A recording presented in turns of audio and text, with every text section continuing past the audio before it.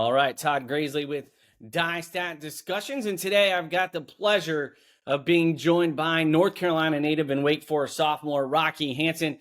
Rocky, thanks so much for joining us. Yeah, thanks for having me on, Todd. Appreciate the invite. Yeah, it's been a hot minute. I know when we first connected, I was like, Rocky, I think we talked back in your high school days. So, a lot has come since then, but no, I love following your success and, want to jump right in first and foremost. Congratulations on your runner-up finish at Nuttycombe. You finished right behind Parker Wolf of North Carolina. Walk us through that race and how you managed to stay competitive with such elite competition. Yeah, so plan going in was we just wanted to have a great team day, and coach told me to run it similar to how I did the previous year. So I had the confidence that I could go out with that front group. I didn't think it would go out as fast as it did because typically races in September don't run that fast for cross country. So Robin from Iowa State and Justine from EKU both took it out pretty quickly, and that made it hurt a little more than expected. But hey, I mean, we ran pretty fast that day, and I just made sure to stay attached the whole time.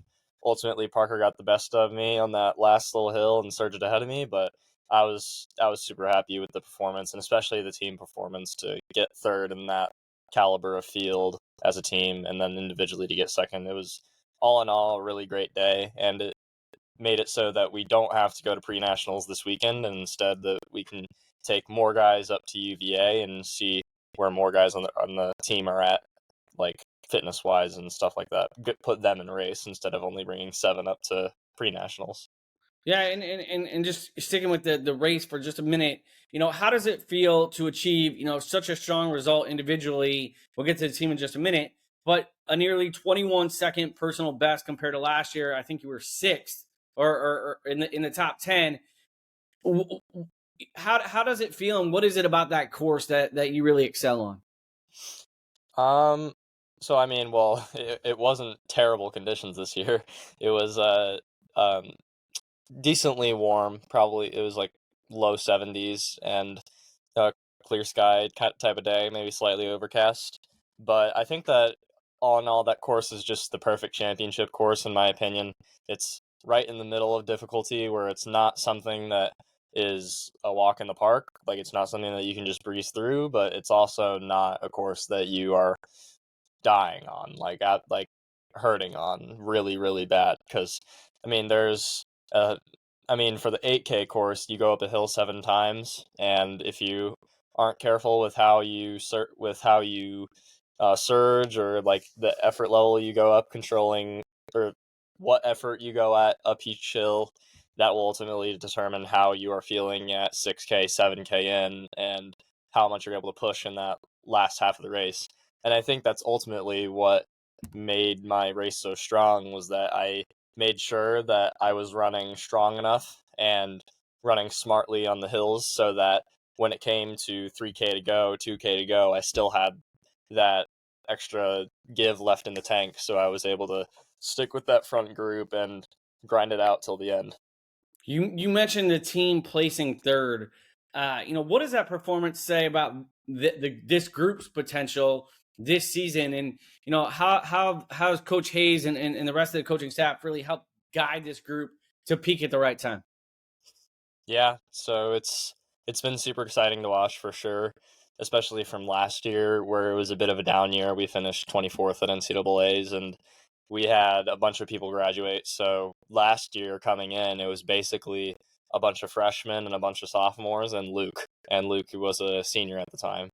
And now this year, we're still really young. We're a bunch of sophomores, juniors. We got a bunch of freshmen now too.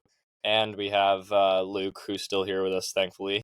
And and we're just like way more developed now that we have the experience of a year under our belt. We know what the NCAA racing is like, and we've gotten all the training under our belt, and it's really shown in full force how our program's emphasis on long-term development can lead to results in the future. So if you look at our spread, or like you just look at our roster from Nuttycombe and you look at what eligibility we all are, it's 6 sophomores and a senior, which is pretty crazy to think about. Gary. So it's super exciting for the future, but at the end of the day, rankings don't mean much, and placement in September doesn't mean much to placement in November. So we've just keeping a level head about it and saying, let's let our racing and running do the talking, and let's continue to focus on long-term development, and remember that we're trying to run fast in November and not in September. And that has all been under the guidance and tutelage of Coach Hayes, and the rest of the Wake Forest coaching staff, who have done a great job at making sure that we are not taking our job as student athletes seriously, and going through the process and emphasizing how we do things and not necessarily what we're doing, and just making sure that day in and day out we're doing the right things to contribute to performance in November. Yeah, you mentioned, November and not looking ahead. You know, just talk about the decision as a team to, send guys to UVA versus running in pre-nats, and kind of your thoughts. Is that a good, you know, is that good for you guys to get a little break after a tough race at Nuttycombe, and, maybe see who those, future runners who might crack that top group are going to be? Yeah, so I really agree with the thinking behind going to UVA. So the whole reason we went to Nuttycombe in the first place was to, number one, preview the championship course, and number two, get enough of they're called colas points, I think is what they're called, so that if things don't go as planned at the regional meet, then we still have the point system that we can fall back on as our safeguard. So since we performed really well at Nuttycombe and we got a decent amount of points, we can, instead of going to pre-nats this weekend and, getting back on a plane, from a financial perspective, program is spending money to put us in a hotel, to transport us, all that other stuff, and you're only bringing 7 or 8 athletes. And instead, since we're going to UVA, we can bring 14 guys in a Wake uniform, and some guys that are unattached who are redshirting can also race too. So I think that this weekend at UVA, it's really just a great opportunity for everybody to get an 8K under their legs and to see where everyone's at, because the other guys who did not race at Nuttycombe, they've only raced once at the Adidas Cross Country Challenge, and that is a 6K race, and that was September 21st. So 4 weeks ago now. So looking ahead to ACCs in 2 weeks, at ACCs you can put 10 guys on the line, and this race this weekend at UVA will be a determinant of the other 3 guys we put on the line at ACCs in Raleigh. So it's just a great opportunity for everybody to get an 8K in. Great opportunity for guys who are redshirting to get in a race too, and it'll just be a good time to see where everyone's at, and we don't have to get on a plane. We can just drive up there, and it's a easy travel. Always a great feeling. How would you describe your growth in training from your freshman year to your sophomore year? And, what adjustments have you made, and how have you seen them pay off this season? Yeah, so I would say changing from freshman to sophomore year, we've definitely improved in a lot of areas, especially just focusing on, especially with my injury history in the past 2 years. We just wanted to focus on, let's just be healthy. Let's just focus on being healthy. Whatever way we can accomplish that for you, let's do that. So instead of loading me up on mileage for my sophomore year, we've instead increased my cross training volume, so elliptical and swimming and biking and stuff like that. And that has been a supplement to extra running, because if you just put you can't just put extra miles on the legs and expect it to not lead to injury. So we're taking it slow and focusing on staying healthy. I've been taking better care of myself and sleep and things like that.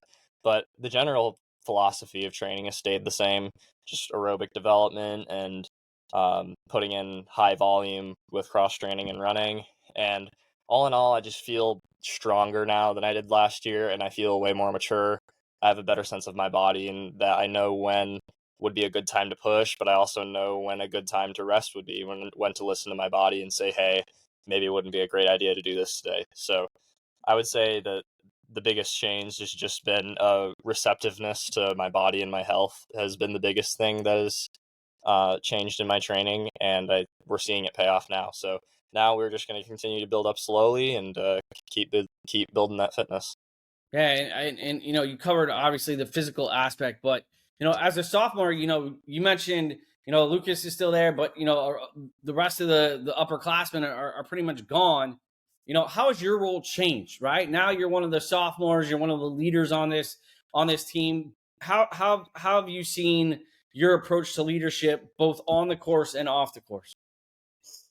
Yeah, I mean, coming into this year, coach told me that we were gonna Luke wouldn't be the only team captain. Last year, he had the mantle of being the only team captain since he was the only guy who really had raced in the NCAA system for a while and knew how the team operated because, like you said, everyone else graduated. So he was the only team captain last year, but this year it's myself, Joe, Brian, and Luke.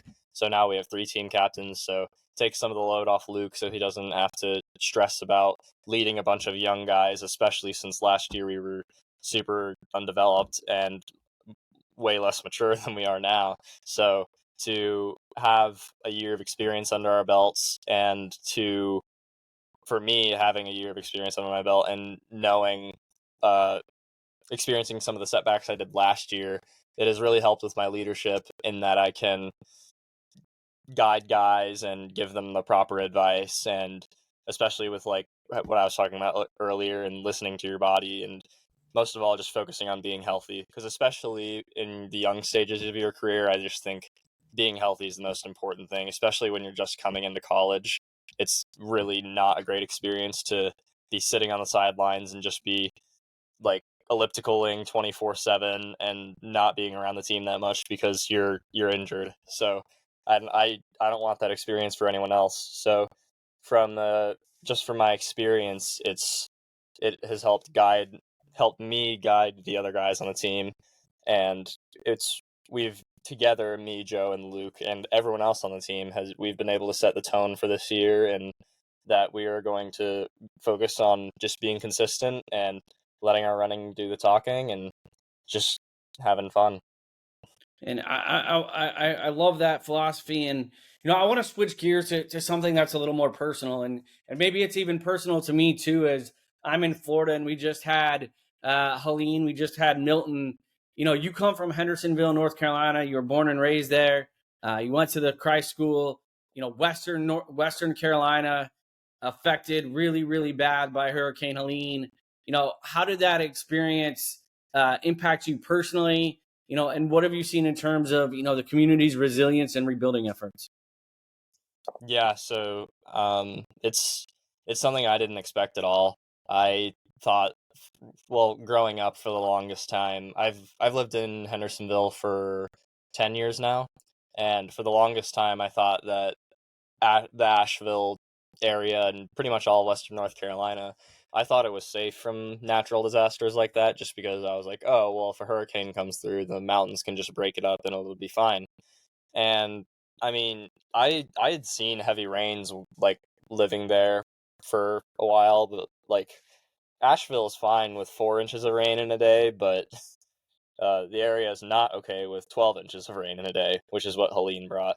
And I mean, it's crazy. It's scary. I've thankfully my house and my family, like all our belongings are safe. My family is safe, so I'm very glad about that. But a lot of other people are not, and there's a lot of people who are struggling. Businesses have been wiped out. Homes have been washed away. There's people still missing.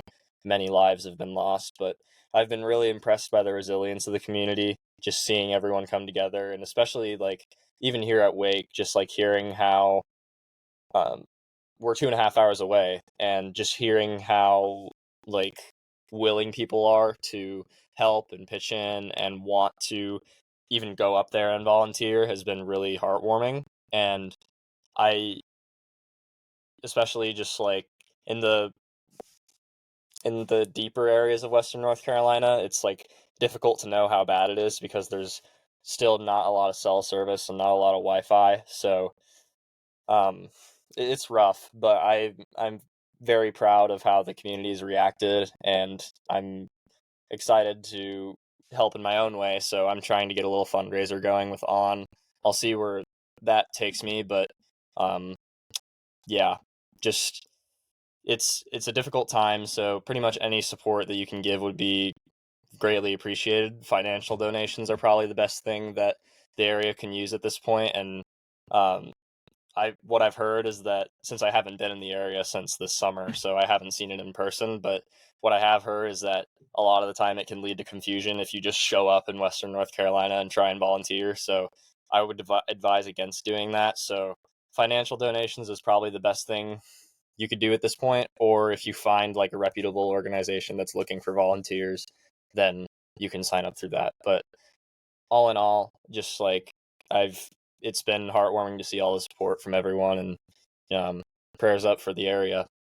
Is that you went and you touched on something that you know you would like to see come to fruition, and obviously still working on? Is that something that the wheels are in motion, or at least you've brought it up about, you know, doing some sort of give back to the community with On, who you signed an NIL deal with earlier this summer?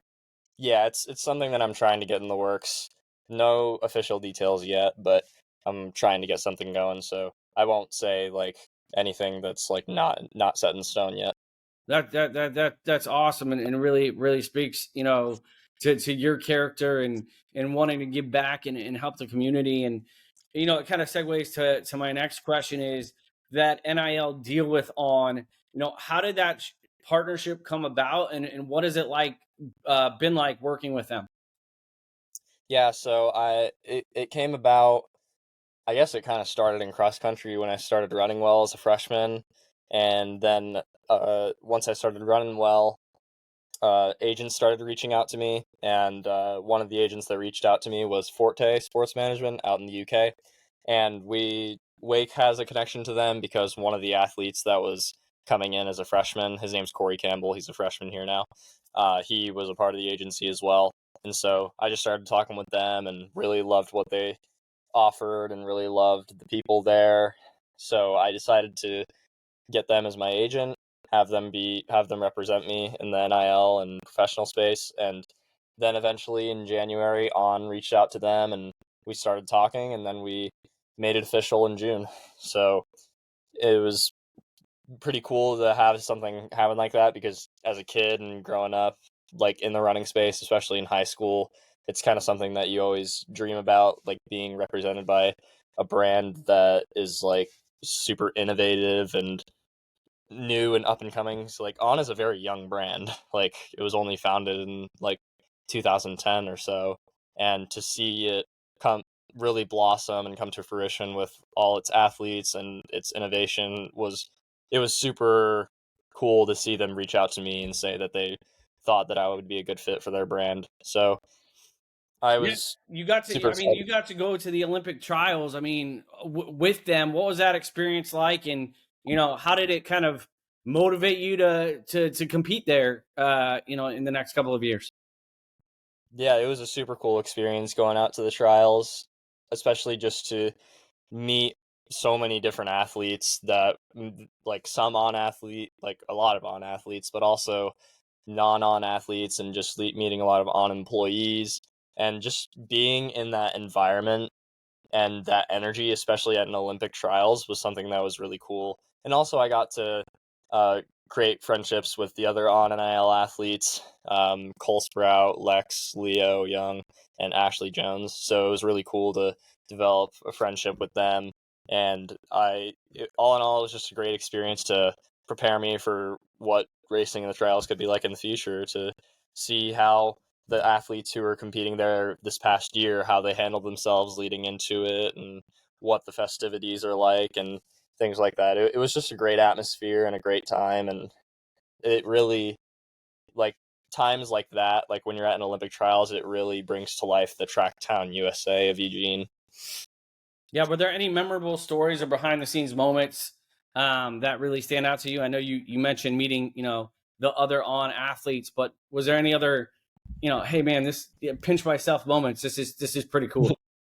Yeah, I mean, it was pretty, like, so On had like a employee house, and it had like a backyard and stuff where they had a party during the in between days. So there was like the 4 days of competition, that was 2 day break, and then it was 4 days of competition. and and they had a little party during that time, a little get together, and just like all the on athletes came out, and it was cool to like just a random moment like playing cornhole with Yard and a Goose. And also another memorable moment was just like we went tubing during one of those off days as well on the Willamette River, and it was with a bunch of on employees and a couple on athletes, so it was a cool, fun time. That's awesome. I love it. I want to get your overall thoughts on NIL and college athletics.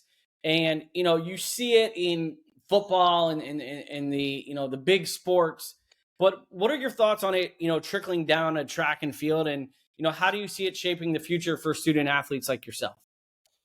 Yeah, I mean, especially in a sport like track and field and cross country, I'm I'm very supportive of NIL just because we put a lot of energy and effort into running fast, and a lot of the time people that are great runners don't get any sort of compensation for that. They don't have a way to make a living. Like when you're trying to run at a super high level in the NCAA, you don't really have time to get a job outside of school and taking care of your running business.